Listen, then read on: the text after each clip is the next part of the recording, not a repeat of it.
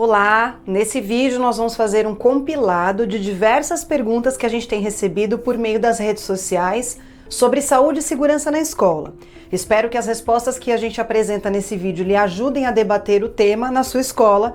E se você tiver perguntas para nos enviar, mande aqui nos comentários que a gente vai providenciar a gravação. Pode fazer lavagem nasal no ambiente escolar? Antes de responder a pergunta, eu preciso trazer alguns pontos. A lavagem nasal com solução salina é utilizada há séculos para tratamento de afecções nasais e sinusais. Por ser um método prático, barato e bem tolerado, ele se difundiu para o mundo todo e hoje muitos médicos prescrevem esse cuidado. O objetivo principal e mais bem fundamentado é a limpeza das cavidades nasais. Então, remove as secreções e garante ali um alívio dos sintomas. Nós temos estudos recentes que demonstram que a lavagem nasal é capaz de reduzir os episódios de rinite alérgica. E esse procedimento pode ser realizado de várias formas, com conta-gotas, com seringa, com garrafinha. Portanto, é um cuidado benéfico e a maioria dos pediatras tem recomendado essa lavagem nasal para as crianças para alívio de diversas condições. Mas vamos trazer esse tema agora para a realidade da escola. Então, em primeiro lugar, uma criança para frequentar a escola precisa estar em bom estado geral. E o que é um bom estado geral? Uma criança que está se alimentando bem,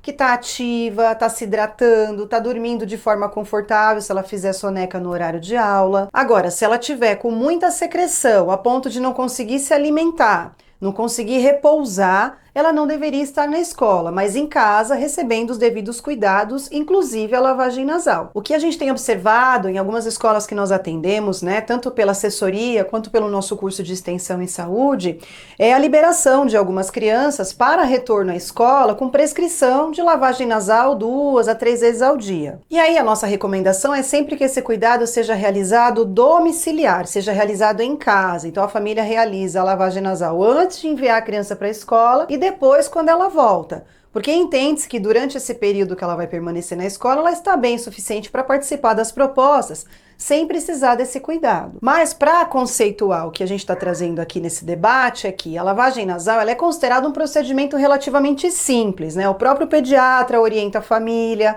Muitas famílias sabem como manusear a seringa, o conta-gotas, a garrafinha com segurança, a quantidade de soro que a gente utiliza, o posicionamento da cabeça, a boquinha aberta. Então, relativamente, é um procedimento simples. Mas, quando a gente pensa no ambiente escolar, a gente precisa entender que nós temos que analisar como que vai chegar esse soro na escola. Então, a maioria dos frascos de soro, depois de aberto, eles têm validade de 15 dias. Ou seja, esse armazenamento precisa ser feito em geladeira, esse soro vai ficar gelado, ele vai precisar ser aquecido para fazer a lavagem nasal. A escola não vai ter espaço suficiente para ficar armazenando o soro, vai ter que ficar mandando, indo e vindo todos os dias para casa. Imagina começar a armazenar soro de um monte de criança na geladeira da escola, não temos nem espaço para isso. O próprio dispositivo que é utilizado, como que ele vai ser higienizado? Então ele vai para a escola, ele volta para casa, a família vai higienizar, vai devolver no dia seguinte. Como que vai ser o manuseio desse dispositivo? Os educadores conhecem, sabem o volume de soro, o posicionamento da cabeça, se sentem confortáveis para fazer? Que pia que a gente vai realizar isso? Para não gerar mais contaminação, porque a gente tem a saída de fluido, de secreção. Então a gente não pode contaminar essa pia, contaminar outras crianças que estão ali no mesmo ambiente. Então qual vai ser a pia que nós vamos utilizar, por exemplo, para fazer esse cuidado? Então, para além de todas essas questões relacionadas ao procedimento, ao manejo do material que é necessário, o soro, a seringa, o conta-gotas, aonde que vai armazenar, como que vai higienizar, como que vai aquecer, aonde vai aquecer, a gente também tem que entender que o educador pode não se sentir confortável para posicionar uma criança que pode ou não colaborar para a lavagem nasal. Então, se ela colabora, ela mesma realiza, é um procedimento mais facilitado. Mas se ela, por exemplo, está muito nervosa, tem medo desse cuidado, tem medo do procedimento, como que esse educador vai se sentir de ter que segurar essa criança, forçar essa cabeça, posicionar? Então, se a gente olhar de uma maneira um pouco mais ampla, é um cuidado que deveria ser especificamente do domicílio, realizado pela família. Quando a criança precisa que esse cuidado seja realizado mais vezes ao longo do dia, porque ela ainda está com muita secreção nasal, uma orientação que a gente oferece é, então, que ela permaneça por esses dias, enquanto ela está se recuperando, já que ela foi liberada, por uma jornada menor na escola. Então a família, ao invés de mandar ela para um período integral, por exemplo, se possível, eu sei que nem sempre isso é possível, dependendo da estrutura da escola, essa criança vai permanecer só meio período, porque ela já foi liberada para voltar para a escola pelo médico.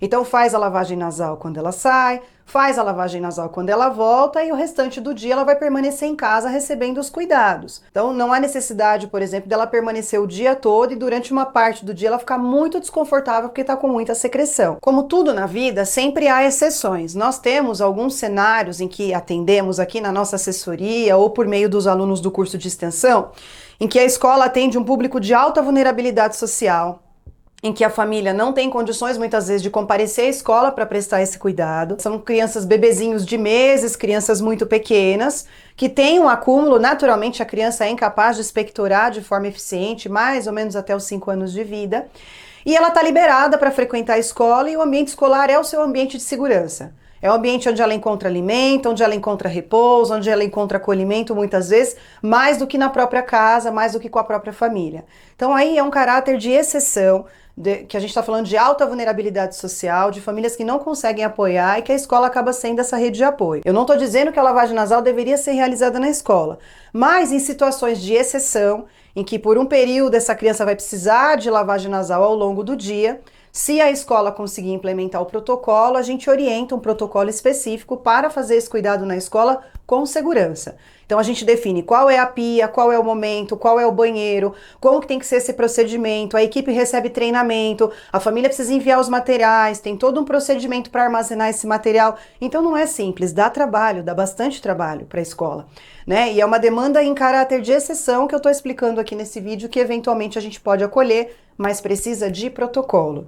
Então a resposta final para essa pergunta que nos foi enviada por meio das redes sociais é que a lavagem nasal deve ser um cuidado domiciliar. Pode levar a cabeceira do bebê menor de 2 anos quando estiver gripado para que durmam melhor? Então eu estou entendendo que essa pergunta ela está direcionada para o ambiente escolar, que é o nosso propósito aqui nessa página.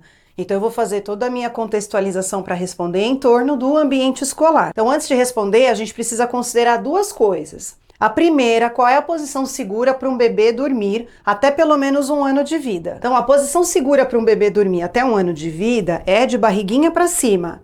Sem nenhum objeto, sem adorno, sem travesseiro, sem excesso de roupa para não hiperaquecer, até para prevenir a síndrome da morte súbita do lactente. Se a gente coloca um travesseiro, alguma coisa logo abaixo da cabeça, ele pode, durante a sua movimentação, escorregar e acabar fechando a via respiratória, porque tem um travesseiro apoiadinho aqui, ó, com a cabeça mais pontudinha aqui atrás, como é a cabeça de um bebê. Ao escorregar nesse travesseirinho aqui, ó, ele pode simplesmente fechar a via respiratória. Por isso que não é recomendado nenhum tipo de travesseiro, apoio, objetos, nada nesse berço. Se a gente precisar cobrir o bebê, a gente coloca uma cobertinha bem presinha abaixo aqui dos braços, para que da mesma forma, se ele escorregar, essa coberta não cubra a sua via respiratória, o seu rostinho. Segundo ponto a ser considerado, o estado geral da criança. Como eu disse, eu estou entendendo que essa pergunta em relação a estar gripado e se sentir confortável com a cabeceira elevada, ela está dentro do contexto escolar. E para frequentar a escola, a criança precisa estar em bom estado geral. E o que é um bom estado geral? Uma criança ativa, que se alimenta, que se hidrata bem, que está confortável para mamar, caso ela seja muito pequena e ainda amamente, que está confortável para tirar suas sonecas. Porque se ela tiver com muita secreção respiratória e muito desconfortável por conta do seu estado gripal, estou pensando aqui que ela já foi liberada pelo médico para frequentar a escola. Se ela não está suficientemente bem para frequentar a escola e precisando até de apoio na hora de dormir, então ela não deveria estar na escola. Só a elevação da cabeceira para ajudar nesse desconforto, nesse possível desconforto respiratório, não vai ser suficiente para melhorar a respiração dessa criança. Para que ela ventile melhor, vai ser necessário a lavagem nasal, a umidificação do ar, a boa hidratação dessa criança, né? Entre outros cuidados. Então, só a elevação da cabeceira de maneira isolada não é suficiente para aliviar o desconforto respiratório. Febre em bebês e crianças pequenas. Pode ou não dar banho? Bom, primeiro a gente precisa entender que a febre, numa linguagem muito popular, é o sangue que esquenta para matar os bichos 90% das vezes. E o banho de forma isolada, ele não vai ser suficiente para diminuir essa temperatura. O que o banho diminui é a temperatura da pele, que pode estar muito quente, Mas o que diminui a temperatura do sangue, que é o que esquenta, é o hipotálamo lá dentro da nossa cabeça. O banho, quando ele é oferecido morno, de forma que seja agradável para essa criança ou para esse bebê, ele vai diminuir um pouquinho a temperatura da pele, talvez aquele desconforto pela criança estar muito quente, e você vai ganhar ali algum tempo até que essa família possa chegar na escola para buscá-la. Mas se o banho é oferecido frio, gelado, ou se coloca compressas com álcool, compressas geladas nessa criança, ela vai começar a sentir frio, produzir muitos tremores, e isso vai gerar uma recepção confusa dos nossos receptores de calor da pele. E o corpo, ao invés de diminuir a temperatura, ele vai aumentar a temperatura, né? O tremor vai produzir calor. Então, quando a gente oferece um banho gelado, um banho frio, e a gente gera desconforto numa criança com febre, a gente pode piorar o cenário e aumentar mais a temperatura. Então, quando a criança está com febre, ela está sentindo calafrio, sentindo desconforto de frio, a gente pode aquecer sem excessos. A gente pode pôr um lençolzinho, pode aquecer essa criança, até que esse período febril ele vai atingir um platô, e daqui a pouco essa temperatura vai começar a baixar, que é quando normalmente ela começa a sentir calor novamente, a transpirar, e aí a gente tira esse excesso de roupa, a gente troca essa roupa. A criança com diarreia pode permanecer na escola? Primeiro a gente precisa entender o que é uma evacuação classificada como diarreia. Nós temos a escala de Bristol, que é uma escala que classifica as fezes humanas, e a evacuação é considerada como diarreia quando nós temos a classificação 6 ou 7, que é fezes semilíquidas ou líquidas. E além da consistência estar alterada, a gente também tem um aumento na frequência, diferente do habitual para aquela criança, por exemplo. Então ela passa a evacuar 2 a 3 vezes a mais por dia do que normalmente ela costuma evacuar. Aí sim a gente tem uma classificação de diarreia. Esses sinais eles indicam que o trânsito intestinal está acelerado. Isso significa que a absorção de líquidos está prejudicada. E aqui entra um grande risco, principalmente para a criança pequena, que é a desidratação, o que vai piorar muito rapidamente o estado geral dessa criança. Além, do risco de desidratação, essa diarreia ela pode acompanhar outros sinais e sintomas que a criança pode apresentar. Então ela pode estar com desconforto abdominal, com gemência, com febre, com manchas pelo corpo, ela pode estar recusando alimentação, recusando hidratação, ou seja, ela não está em bom estado geral, logo ela não deveria permanecer na escola. Então, para além de pensar no bem-estar dessa criança, que pode não ser bem suficiente para permanecer na escola, a gente tem que entender também os riscos sanitários. Uma criança que está perdendo evacuação pelas fraldas, que aquilo está vazando pelas pernas, está contaminando o ambiente, é incompatível com a proposta pedagógica. Atualmente nós temos referências científicas bem robustas, nacionais e internacionais, que recomendam o cuidado com a criança com diarreia é domiciliar. E como a gente já conversou em outros vídeos, toda regra tem uma exceção. E principalmente quando a gente está falando de contextos de alta vulnerabilidade social. Nós aqui da Creche Segura, por meio da assessoria, por meio do nosso curso de extensão em saúde escolar, a gente atende todo o país em diferentes cenários, desde as escolas particulares, as escolas privadas, até as escolas públicas diretas e que estão inseridas em áreas de alta vulnerabilidade.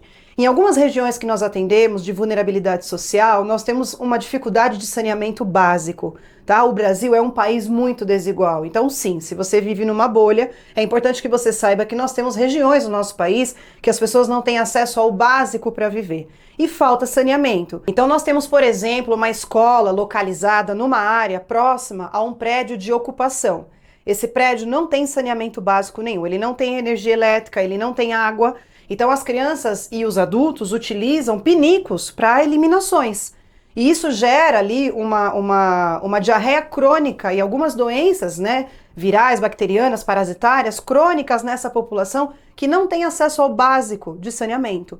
E essa escola acaba recebendo crianças com diarreia crônica, mas que estão liberadas para frequentar a escola, estão sendo assistidas pela unidade básica de saúde, pela estratégia de saúde da família. Então, nesse cenário, a escola recebe, quando está conosco na assessoria ou no curso de extensão, orientações para saber como fazer o manejo disso no ambiente escolar. Então, como tem que ser o procedimento de troca frente a uma situação de diarreia crônica, como tem que ser a higiene desse trocador, como tem que ser o cuidado da criança propriamente, como é que tem que ser a limpeza desse espaço, como que a gente prepara soluções de reidratação oral no ambiente escolar. Então, como para tudo na vida há uma exceção, mas são situações extremas e que envolvem essas questões de vulnerabilidade social que infelizmente nós temos muito no nosso país. Como controlar o surto de influenza na escola? Bom, para responder com clareza essa pergunta, a gente precisa fazer uma live bem longa, mas eu preciso dar uma resposta objetiva até pelo propósito desse vídeo, que é um vídeo curto. Bom, antes de falar de controle de surto, é importante a gente lembrar que é possível prevenir doença na escola. As escolas que são acompanhadas pela gente na assessoria de saúde ou os alunos do nosso curso de extensão, eles têm acesso a todo um protocolo, a todo um procedimento, a várias ferramentas só para focar primeiro na prevenção. Porque se a gente fizer uma prevenção muito bem feita, se a gente sensibilizar a nossa comunidade escolar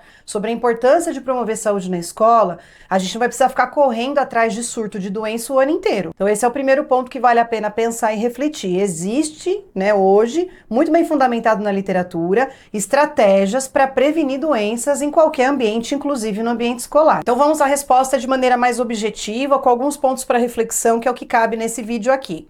Primeiro ponto é definir surto. Então, o que é a definição de um surto? Surto é quando a gente tem um aumento anormal no número de casos de uma determinada doença, numa determinada comunidade, no caso da escola, na mesma turma ou em turmas que se comunicam, no intervalo de uma semana.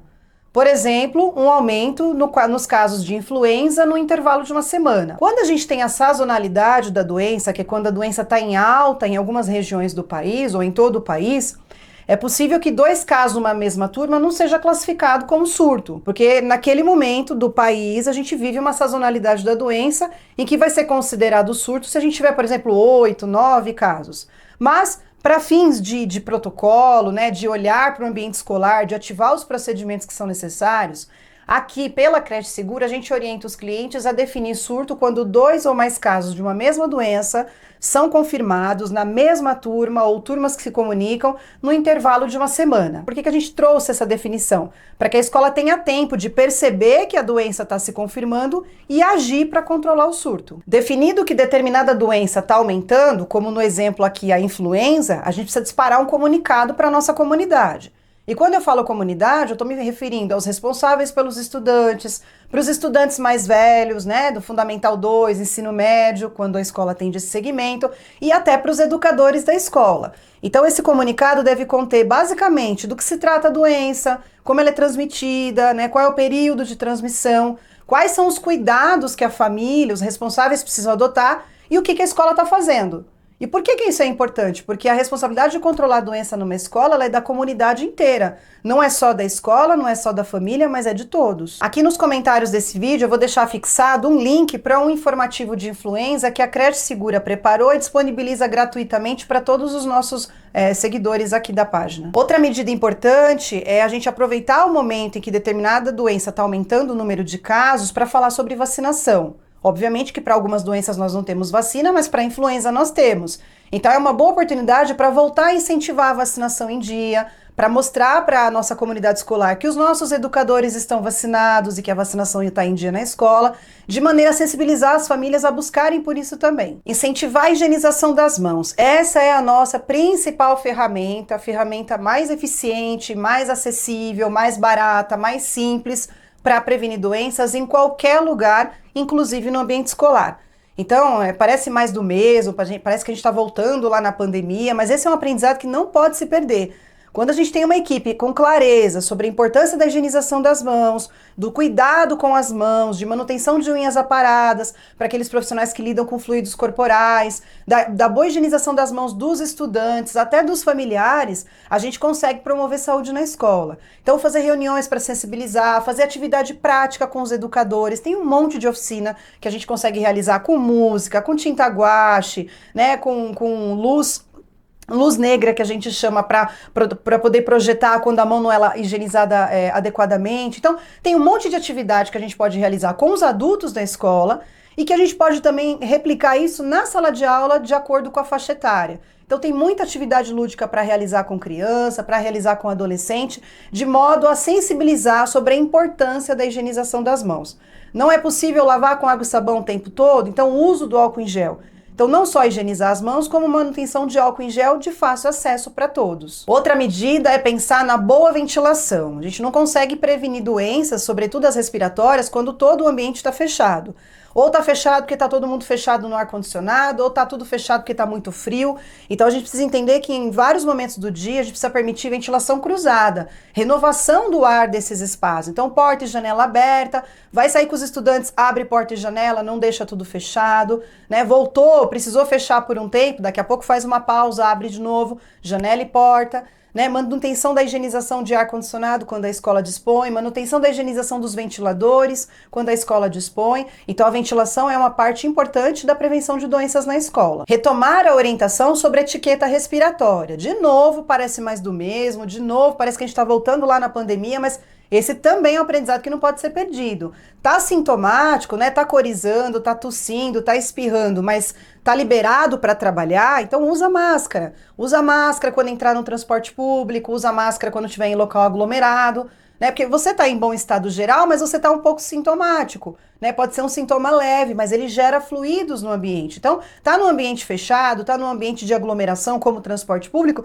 utiliza máscara, né? Saiu do transporte, manuseou a máscara, ou vai fazer uma refeição, higienize as mãos antes. Espirrou, tossiu, higieniza as mãos. Coloca o braço na frente da boca quando for espirrar e tossir. E isso serve também para os estudantes. Então a gente precisa orientá-los que a etiqueta respiratória precisa ser continuada. Orientar as famílias a buscar por atendimento de saúde quando o estudante está sintomático. A escola não dá conta de tudo. Então identificou que tem vários estudantes sintomáticos, a gente precisa orientar as famílias. Olha, procure orientação médica para saber se precisa de afastamento, se precisa de cuidado domiciliar, porque tem muitos estudantes sintomáticos nesse momento na escola. Daqui a pouco os educadores também vão adoecer, nós vamos começar a ter falta de professores, de educadores para trabalhar. Então, olha como é importante, como isso impacta toda a comunidade. Então, a escola tem que fazer a sua parte, que são alguns exemplos que eu citei nesse vídeo, mas a família também precisa fazer a dela. Não só higienizar as mãos em casa, evitar ambientes aglomerados quando a família está sintomática, mas também atender às solicitações da escola, de buscar um estudante sintomático, de procurar orientação de saúde quando a escola pedir. Então, só para encerrar esse vídeo, olha a diferença entre uma escola que tem processo de saúde bem implantado, que tem acesso ao protocolo, que conhece os procedimentos, né? Que faz monitoramento das doenças quando são confirmadas, e de uma escola que não tem esse processo, não tem essa cultura, não tem essa consciência. Eu vou listar aqui alguns pontos. Então, a escola que tem o processo bem implementado, quando uma doença é confirmada, todas as pessoas da equipe sabem o que fazer. Né? Por exemplo, no nosso curso de extensão e na nossa assessoria, a gente definiu por cargo escolar o que é que cada pessoa precisa fazer quando uma doença é confirmada. Então, o que a equipe de nutrição precisa fazer, o que a equipe de limpeza precisa fazer, o que a equipe de apoio, qual é o papel dos educadores, qual é o papel do coordenador, qual é o papel da diretora. Se cada um fizer o pouquinho do que foi ali definido, a gente consegue controlar rapidamente essa doença e ela não vira um surto generalizado na escola. A escola que tem o processo já tem um calendário de informativos que ela dispara para as famílias. Né? Então, anualmente, uma vez por mês, a família recebe uma orientação de saúde. E quando uma doença é confirmada, a família também recebe uma orientação sobre determinada doença. Então, a gente vai educando também a nossa comunidade para respeitar e para atender aos nossos protocolos de saúde. A equipe recebe orientação, recebe formação, faz discussão de caso, faz reunião, tem acesso a protocolo, estuda protocolo ao longo de todo o ano na escola. E é uma escola que gera indicador. Então, quando um sintoma aparece, quando um acidente acontece, quando uma doença é confirmada, isso gera um registro de ocorrência que a escola vai usar depois essa informação para tabular, para gerar indicador. Então, quantos casos eu tive de influenza no ano anterior? E quantos casos eu tive de influenza nesse ano? Aumentou, diminuiu? Será que tem relação com a baixa adesão à vacinação? Será que as pessoas estão menos conscientes, estão higienizando menos as mãos? Ou o número de casos reduziu em relação ao ano anterior? Nossa, isso pode representar que a comunidade está mais esclarecida, está sabendo como lidar, está se prevenindo mais. Então, olha a importância de ter esse tipo de indicador. Então, essa é a diferença da escola que tem o processo bem implantado. Agora, vamos falar daquela escola que não tem o processo de saúde, que não tem essa consciência coletiva da promoção da saúde, do cuidar e educar caminhando juntos. Então, ela não tem clareza de como fazer prevenção de doenças, então as pessoas não têm acesso a protocolos, ninguém conhece os procedimentos, cada um faz de um jeito. Então, nós temos um educador que troca fraldas de um jeito, outro educador troca de outro, um utiliza a luva, o outro não usa, um usa a luva numa mão só, um deles limpa o trocador, o outro não higieniza o trocador, um lava as mãos após a troca, o outro não lava, só passa álcool em gel. Então não tem um processo, um princípio sanitário. Cada um faz do jeito que acredita que é o adequado. As famílias não recebem nenhum tipo de aquecimento de saúde ao longo do ano. Elas só recebem comunicados quando uma doença é confirmada. Ou seja, só apaga incêndio. Ela só recebe comunicado de surto e que precisa buscar as crianças adoecidas na escola, ou os estudantes adoecidos na escola. A equipe não recebe informações sobre o tema, né? A equipe não tem acesso à documentação, a protocolo escrito,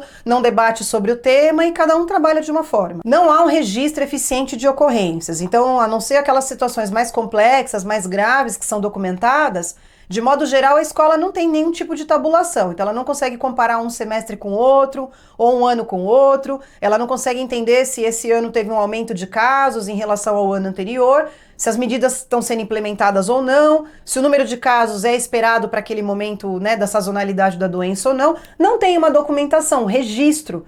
Então não tem gestão de saúde na escola, não tem indicador. E qual que é o resultado de uma escola que não olha para o processo de saúde? Mais conflitos, absenteísmo, sobrecarga, falta gente para trabalhar, muita gente adoecida também, e aí os outros também sobrecarregados, muitos estudantes adoecidos sendo enviados para a escola porque a família não entende a importância do buscar, do retirar quando solicitado, que também sobrecarrega as propostas pedagógicas, porque ficar ali com um monte de estudante adoecido também é um desafio. As famílias não têm clareza sobre o seu papel, não colaboram, e no fim das contas, ninguém está entendendo exatamente qual é o seu papel. Qual é o papel da escola, qual é o papel da família e qual é o papel da equipe. Então é muito importante que o processo de saúde seja bem implementado na escola.